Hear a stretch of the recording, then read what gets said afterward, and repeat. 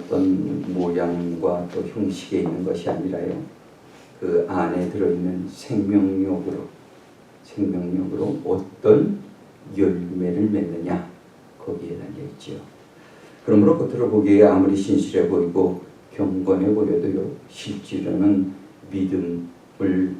믿음이 없는 자보다 못할 수도 있는 것입니다. 그래서 주님은 바리새인과 서기관들에게 무엇이라고 하셨나요? 회칠한 무덤 같은 자들이라, 이렇게 말씀하셨죠. 근데 여러분, 바리새인과 서기관들이 누구예요? 그 당시 하나님을 가장 잘 섬긴다고 그렇게 세상으로부터 인정받던 사람들이 아닙니까?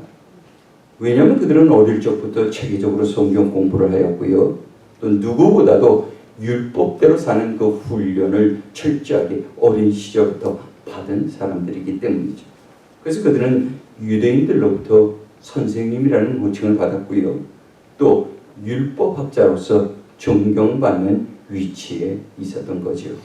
근데 예수님은 유대인들로부터 가장 존경을 받던 이들 바리새인과 서기관들에게 회칠한 무덤 같은 자들이라고 하신 거예요. 그뿐만 아니라 또 하루살이는 걸러내고 낙타를 삼키는 자와 같다, 이런 말씀도 하셨지요. 다시 말해서 이 말은 겉으로는 너희가 회칠을 해서 멀쩡해 보이고 깨끗해 보이지만 안을 들여다보니 그 안에서 시체 썩는 냄새가 나고 있구나, 이야기하시는 거예요. 또 너희가 하루살이 같이 이렇게 작은 일에는 남을 정죄하고 비판하는 일을 서슴지 않으면서 낙타와 같이 큰 죄악을 보면서는 그저 눈 감고 모른 척하고 있구나, 이야기를 하시는 거죠. 그래서 예수님께서 공생애를 시작하면서 제일 먼저 이 바리새인과 서기관들에게 하신 말씀이 회개하라, 천국이 가까이 왔느니라, 이 말씀을 하신 겁니다.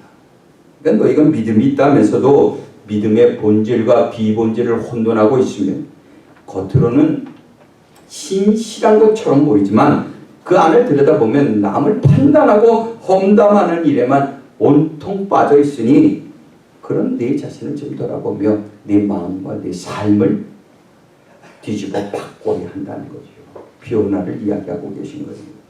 사랑하는 성도 여러분, 회개한다는 것은 예수 그리스도를 통해서 자신을 돌아보고 자신의 죄를 깨달으며 그 길에서, 그 가던 죄악의 길에서 완전히 돌아서는 거예요. 완전히 떠나가는 것을 말하는 거죠. 그러니까 아무리 죄악에 대한 많은 깨달음이 있다 할지라도 알기만 하고 깨닫기만 하고 그의 삶이 돌아서지 않으면 그것은 아무 의미가 없다는 겁니다.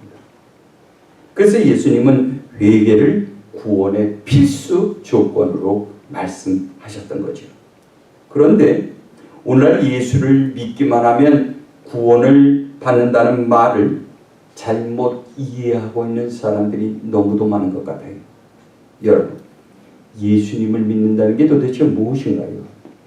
예수님을 믿는다는 게 도대체 뭐예요? 그분이 하나님의 아들이신 것과 또 나의 구세주가 되셔서 나의 죄를 대신 짊어지고 십자가에 달려 죽으신 것을 이야기하는 거죠. 또 그뿐만 아니라 사흘 만에 부활하셔서 그분께서 나의 소망이 되신 것, 나의 영원한 소망이 되신 사실을 우리가 확실하게 믿는다. 이것을 바로 예수를 믿는다. 이렇게 한마디로 짧은 말로 말하는 겁니다. 아니, 엄밀히 말하면 믿는 게 아니고 믿어지는 거죠. 믿어지는 거예요. 내 머리와 내 상식으로는 도저히 그렇게 이해가 되지 않지만 하나님의 은혜로 그 사실이, 그 구속의 역사의 사실이 믿어진다는 말입니다. 그런데 여러분, 이 사실이 믿어지기 전에 우리가 반드시 거쳐야 하는 과정, 지나가야 하는 과정이 있어요. 그것이 바로 회개입니다. 왜냐하면 회개의 경험 없이는 우리가 새 사람이 결코 될 수가 없기 때문이죠. 그런데 이 회개의 전제 조건이 있어요. 그것은 바로 내 자신이 죄인이라는 사실을 인정하는 겁니다. 여기서 시작이 되는 거예요. 나는 죄인이다. 나는 죄인이다. 왜냐하면 사람들을 자신이 죄인이라는 것을 인정하지 않고서는 그 회개의 길로 들어설 수가 없잖아요. 그런데 오늘날 많은 사람들은 교만해서 자신이 죄인이라는 것을 잘 알지 못해요. 오히려 더 많은 사람들이 나와 같이 선한 사람이 있겠는가? 나와 같이 죄 안 짓고 사는 사람은 그렇게 요새 같은 시대에 볼 수가 있겠는가? 나만큼만 살라고 그래. 괜히 교회 다닌다면서 죄 짓고 다니는 모습보다는 내가 교회 안 다녀도 나는 얼마나 선하게 사는데 자신이 주인이라는 걸 모르는 거예요. 교회 오는 분들은 자신이 주인이라는 걸 아니까 그 앞에 회개하고 하나님의 용서를 청하려고 나오잖아요. 나오지 않는 분들은 내가 주인이 아니니까 안 나오는 거예요. 참으로 안타까운 거죠. 그러면 우리는 언제 우리가 죄인이라는 사실을 깨닫게 되나요? 여러분은 언제 죄인이라는 사실을 깨달았나요? 그것은 성령께서 내 안에 임재하실 때에 우리는 누구를 막론하고 자신이 죄인임을 깨닫게 될 줄 믿습니다. 그러니까 어둠은 어둠 가운데 있을 때 자신이 어둠인지를 알지 못해요. 그러나 빛이 되시는 예수 그리스도께서 내 안에 들어오시게 되면 내 자신이 어둠이었다는 사실을, 내가 어둠 속에 살고 있다는 사실을 깨닫게 된다는 거죠. 그래야 회개가 터져나오는 겁니다. 그런데 만약 우리가 이 과정이 없이 성경 66권을 통째로 다 외운다 한들 그게 무슨 의미가 있겠어요?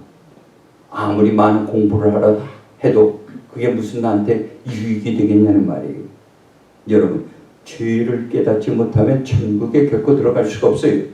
다시 말해서 자신이 죄인이라는 사실을 먼저 인정해야 이 믿음의 여정을 시작할 수가 있다는 말이죠. 그런데 어떤 분은 이런 말을 해요. 내가 예수님을 믿기 전에는 참으로 그저 평안하게 잘 먹고 잘 살았는데 내가 예수 믿고 나서부터는 오히려 마음이 불편해졌어요. 예수님을 알지 못할 때는 그저 쉽게 편하게 아무 죄책감 없이 선한 일 많이 하면서 잘 살았는데 왠지 예수님 믿고 나서는 마음이 불편해졌다는 거예요. 마음에 혼돈이 왔다는 거죠. 혼돈이. 전에는 똑같은 행동을 했어도 마음에 아무 죄의식이 없었는데 이제는 마음에 찔림이 온다는 거예요. 그리고 말씀을 들어도, 설교를 들어도 전에는 나와 아무 상관이 없는 말씀처럼 들렸는데 이제는 그 말씀을 들으면 내가 심히 흔들린다는 거예요. 그런데 여러분, 그런 마음이 내 안에 들어오면요, 내 안에 성령께서 함께 하시는구나 기뻐하시기 바랍니다. 아멘. 그런데 만약에 말이에요, 전에는 말씀을 듣고 아멘 아멘 하며 그렇게 은혜를 받았는데요, 언제부턴가 말씀을 들으면 그 말이 꼭 내 옆에 있는 김 집사에게 이야기하는 것 같고요, 또 이 집사에게 이야기하는 것 같고 말이에요. 뭐 그렇게 들린단 말이에요. 문제가 생긴 거예요. 이것은 그렇게 되면 문제가 생겨요. 성령께서 내 안에서 떠날 준비를 하신다는 거예요. 여러분, 심각한 겁니다. 여러분, 크리스천에게 성령이 떠나가면 완전 빈 껍데기만 남는 거예요. 아무것도 기대할 게 없어요. 우리는 어둠의 세력과 싸워서 이길 수가 없는 그런 존재들이에요. 근데 나를 도우셔서 승리하게 하시는 이 성령님께서 나를 떠나면 우리가 어떻게 되겠어요? 영적 전쟁에서 완전한 패배자가 되고 마는 거예요. 오늘 말씀을 보면 사도 바울이 사랑하는 제자인 디모데에게 주시는 말씀입니다. 1절을 우리 함께 읽습니다. 시작. 너는 이것을 알라. 말세에 고통하는 때가 이르러. 지금 로마의 감옥에 갇혀있는 사도 바울이에요. 사도 바울이 멀쩡한 게 아니고 최악의 상황이에요. 언제 죽을지 모릅니다. 로마의 감옥에 꽁꽁 갇혀 있어요. 그런데 에베소 교회에서 힘들어하고 있는 그런 자기의 사랑하는 제자, 그 누구예요? 디모데에게 편지를 써서 이 말을 전한 거예요. 너희가 말세에는 믿음을 지키기가 더욱 힘들어질 것이다. 이 말이에요. 언제가 말세예요, 여러분? 언제가 말씀입니까? 말세는 예수님이 이 땅에 오셨을 때, 지금부터 2000년 전이죠. 이 땅에 오셨을 때부터 시작해서 다시 재림하실 때까지, 다시 오실 때까지 그 기간을 총괄해서 말세다 이렇게 이야기하는 거예요. 마지막 때라는 거죠. 마지막 때는 몇 월, 며칠, 몇 시가 아니고요. 지금 벌써 2000년 이상이 이 말세의 기간을 통과하고 있는 거예요. 그러니까 우리가 사는 지금이 말세이죠. 우리가 사는 때가 마지막 때라는 말이에요. 그때에 신앙인들이 믿음을 지키기가 더 힘들어지게 것이다. 이 이야기를 하는 거예요. 근데 사실요, 사도 바울이 신앙생활 할 때도 얼마나 힘들었어요. 얼마나 많은 핍박을 받던 시대였습니까? 내부적으로는요, 유대인들이 믿음을 지키기 위해서는 같은 유대인들로부터 엄청난 공격을 받았어요. 돌로 맞아 죽기도 했고요. 아주 심각한, 아주 침을 뱉기도 했고, 아주 심각한 모욕과 또 그런 핍박을 받았어요. 그뿐만이 아니었죠. 또 로마로부터 엄청난 핍박을 받았죠. 그런데 갈수록 점점 갈수록 신앙생활 하기가 더 힘들어진다는 거예요. 그러니까 2000년 전 그 힘든 때보다 오늘이 더 힘들다. 그 이야기를 미리 말씀을 하시는 거예요. 그렇게 될 것이다. 물론 우리가 신앙생활이 자유로운 이 미국 땅에서 이 말씀이 잘 이해되지 않을 수는 있어요. 왜냐하면 우리가 예수 믿는다고 북한과 같이 그렇게 체포돼서 죽음을 당하지는 않잖아요. 순교하지는 않잖아요. 그죠? 자유롭게 교회 나갈 수 있잖아요.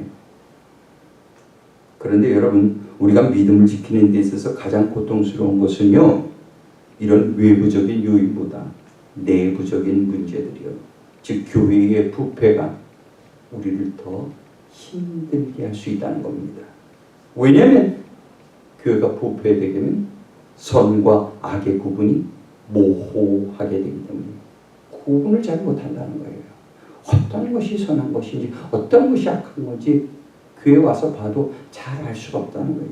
다시 말해서 교회 리더들을 보면서 신앙을 배우고 있던 성도들이요, 목사나 평신도 지도자들의 언행을 보면서 저렇게 신앙생활해도 되나? 저렇게 해도 되는구나. 잘 모르니까 말이에요. 리더자들 하는 걸 보면서 그대로 따라가는 거죠. 그렇게 배워가는 거예요.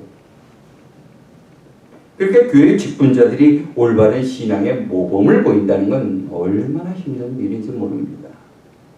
사실 신앙생활 한 10여 년 이상 하다 보면 우리가 어떻게 해야 된다는 거 다 알고 있잖아요. 몰라서 안 하는 거 아니거든요. 다 알고 있어요. 그런데 아는 것하고 행동하고 다르게 나타난단 말이에요. 안 되는 줄 알면서 왜 그랬을까? 그죠? 그렇게 하면 안 되는 줄 아는데 내 언어는 다르게 나가고 내 행동은 또 다르게 나가는 거예요. 아는 대로 하지 않고. 여러 가지 이유가 있겠지만요, 제일 큰 문제는 바로 내 안에 성령의 충만함이 사라졌기 때문인 거예요. 그래서 회개가 사라지고요, 게을러지고요, 자신의 안일함을 따라서 신앙생활하게 되니까 그런 문제가 생기는 거죠. 더 큰 문제는요, 교회에서 그런 분들을 바라보면서 신앙생활을 하는 젊은이들과 또 새신자들이 그대로 따라간다. 저렇게 하면 되는 거구나. 저렇게 하면 되는 거구나. 리더자들을 보니까 저렇게 신앙생활 하는 거 보니 나도 저렇게까지만 하면 되겠구나. 더 이상의 희생이 필요 없겠구나. 더 이상의 헌신이 무슨 의미가 있겠는가. 내가 보니까 그분들도 그렇게 안 하던데. 그대로 따라가는 거죠. 그러므로 우리 행복한 교회 지도자들은 특별히 성령의 충만함을 받으시길 주님의 이름으로 축원합니다. 그러면 마지막 때의 교회에서 도대체 무슨 일이 벌어지길래 사도 바울은 믿음을 지키기가 더욱 너희들이 고통스러워질 것이라 이렇게 이야기했을까요? 믿음을 지키기가 더 힘들어질 것이다. 너희가 앞으로 이런 이야기를 왜 했을까요? 그것은요, 마지막 때가 다가올수록, 마지막 날이 다가올수록 자기 사랑이 더 심해진다는 거예요. 그러니까 예수님은 너희는 먼저 하나님을 사랑하고 너희 이웃을 사랑하라 이렇게 말씀하셨잖아요. 그런데 우리는 그 모든 것을 다 생략하고 자기 사랑부터 시작한다는 거예요. 그러다 보니까 하나님을 사랑한다는 것은 결국 다 자기 유익을 위한 것이고요. 오늘 찬양을 통해서 우리가 그렇게 고백을 했죠. 헌금 특송 보면 하나님 위해서 하는 것 같지만 사실은 다 자기 유익을 위해서 하는 거예요. 이웃을 사랑한다는 것도 결국은 다 자기 만족에 의해서 그렇게 시작된다는 거예요. 건강도 물질도 자녀도 다 마찬가지입니다. 우리가 무엇보다 하나님을 사랑한다면 우리는 하나님을 위해서요. 나의 시간도 물질도 또 그리고 자녀도 다 드릴 수 있어야 하는 거예요.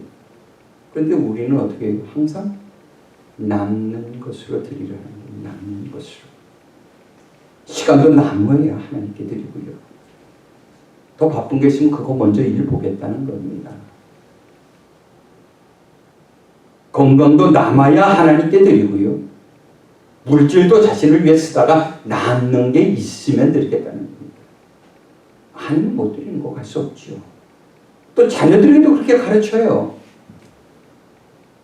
내가 이렇게 신앙생활 했으니 너도 이렇게 신앙생활해라. 그렇게 가르칩니다. 물론 말로는 그렇게 가르치는 건 아니에요. 말로는 아니까. 그런데 자녀들은요, 말을 보고 따라하는 게 아니라 부모의 행동을 보고 다 따라가는 거예요. 행동을 보고 그대로 따라가는 겁니다. 여러분, 우린 자녀들을 보면서 제가 왜 저럴까? 그래요. 왜 저러긴요? 누구 닮아? 나 닮아. 그러는 거예요. 자녀들은 다 부모가 말하는 대로 행동하고 또 그렇게 배우고 따라가는 겁니다. 그러면서도 우리는 하나님으로부터 최고의 사랑을 받으려 하잖아요. 그렇게 하면서도.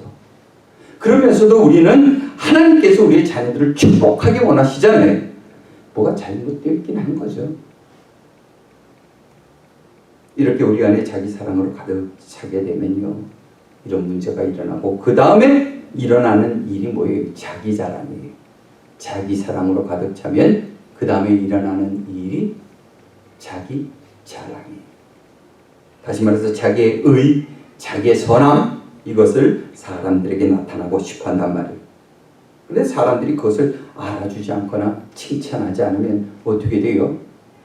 어느새 섭섭망이가 들어오는 거예요. 내 안에. 그게 물밀듯이 밀려 들어와요. 그래서 교회 안에서 형제를 비방하고 교회를 비방하고 또 원망하고 모함하게 되는 거죠. 나도 모르게. 이쯤 되면 예수님을 믿는다고는 하지만 우리는 그 안에 사랑도 사라지고 희생도 헌신도 정말 흔적조차 찾아볼 수 없게 되는 겁니다. 그러니까 이렇게 되면 무슨 일이 일어나게 돼요? 오늘 말씀을 보면 2절, 3절, 4절에서 이 마지막에 일어나는 많은 일들을 기록하고 있는데요. 특별히 이 시작은 자기 사랑에서 시작한다는 거예요. 그것이 발전해서 돈 사랑으로 가고 그리고 나서 자기 자랑으로 가는 거예요. 자기 자랑. 이런 일들이 다 계속되어져서 연결되어 일어난다는 거예요. 그리고 나면 무슨 일이 일어나게 됩니까? 5절 말씀 하겠습니다. 시작. 경건의 모양은 있으나 경건의 능력은 부인하니 이 같은 자들에게서 네가 돌아서라. 하나님의 말씀대로 그렇게 살겠다고 그렇게 기도하고요, 헌신하고 충성했지만 어느새 나도 모르는 사이에 그저 자기 사랑, 자기 자랑으로 가득 차서 경건의 껍데기만 남고 말았다는 거죠. 알맹이는 다 없어지고.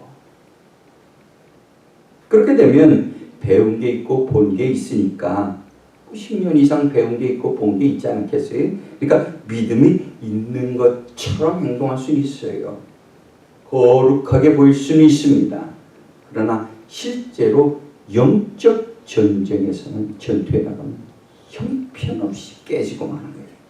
아무런 힘을 발휘하지 못하고 그 쉽게 패배하고 만다는 거죠. 2차 세계대전 거의 마지막 때에 있었던 일입니다. 연합군의 폭격기가 비밀리에 이 독일의 주요 군사 기지를 그 폭격하러 출격을 했는데 그만 독일의 레이더망에 걸려서 수없이 많은 대공포의 폭격을 받게 돼요. 비행기가. 그리고 실제로 수없이 많은 대공포를 맞기도 했습니다. 이 비행기가. 그런데 기적적으로 폭격기가 떨어지질 않았습니다. 그렇게 많은 포탄을 맞았는데 떨어지지 않고 기지로 돌아오게 돼요. 이상하다. 어떻게 그런 일들이 있을 수 있겠는가? 그러니까 확인해 보니까 이 비행기 연료 탱크를 포함해서요.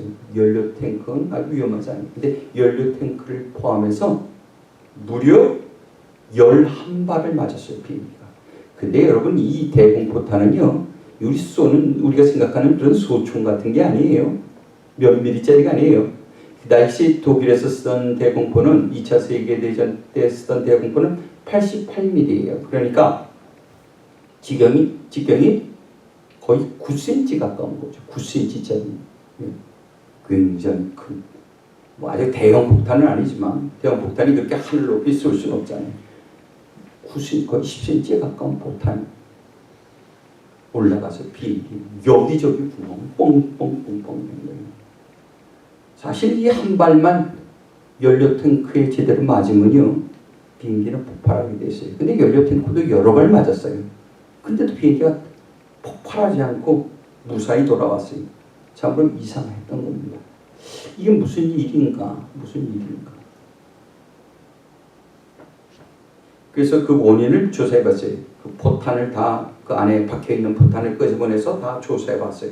그랬더니 그 대공포탄 안에요, 놀랍게도 화약이 하나도 없었다. 화약이 없는 그냥 총알이었어요. 총알. 포탄. 뒤에서 포탄이 터져서 올라가잖아요. 그러면 그 앞쪽에 있는 뇌관이 닿으면서 그 안에 잠겨져 있는 그 앞쪽에 있는 그 화약이 빵 터지면서 다른 것들을 파괴시켜야 되는데, 뒤쪽에 폭약이 있어서 날아가긴 했는데 앞쪽에 폭약이 없으니까 뇌관이 가서 닿아도 터지질 않았던 거예요. 구멍만 났던 거예요. 구멍만. 그래서 이게 무슨 일인가? 왜 이런 포탄을 우리에게 쏘았는가?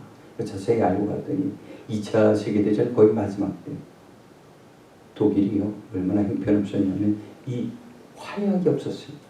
화약이 없어서 그저 빈 공포탄을 쏘고 말았던 거죠.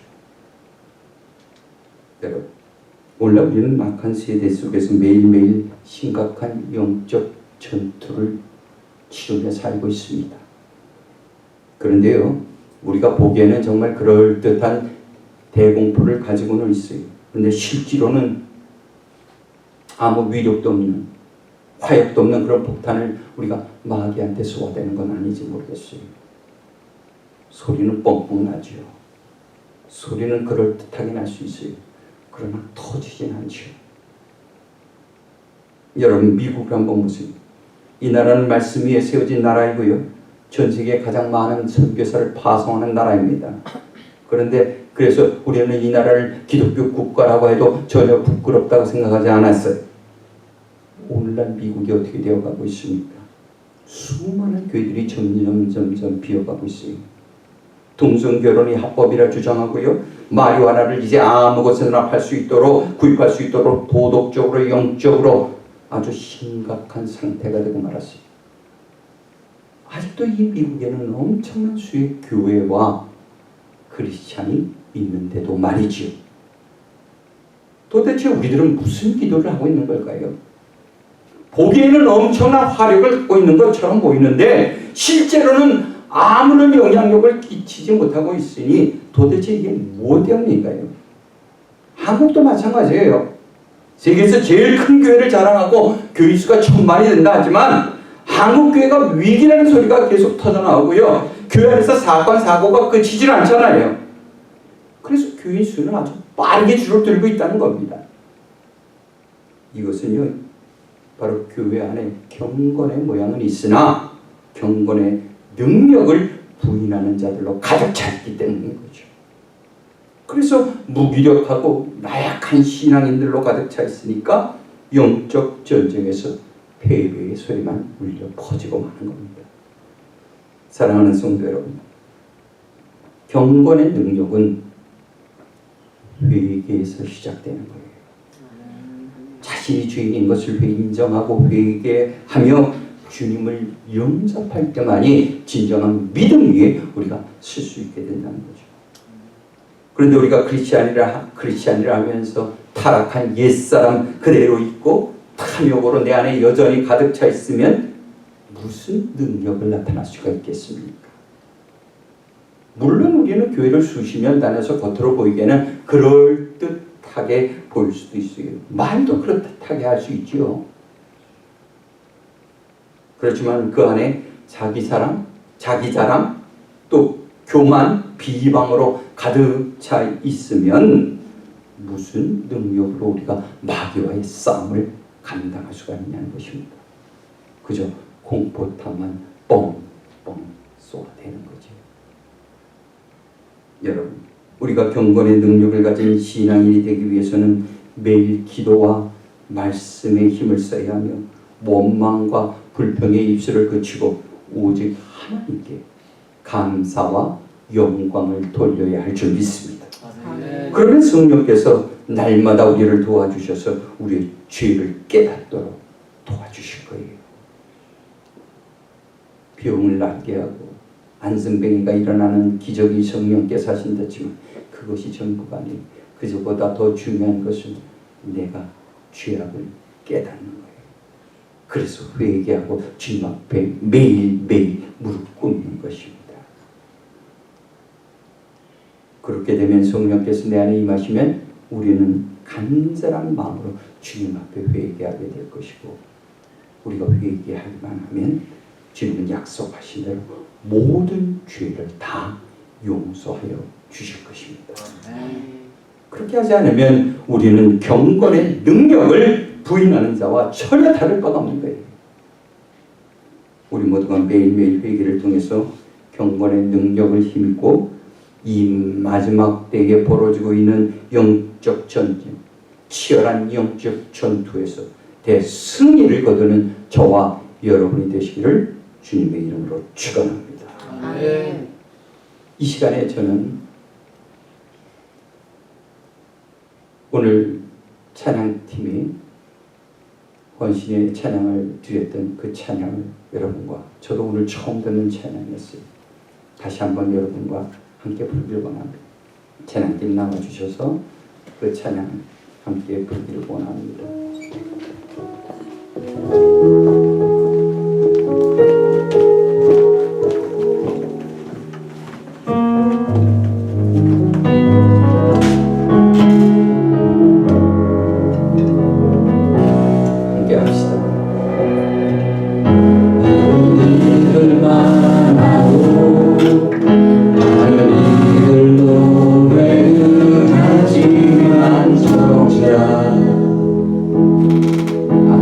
하지만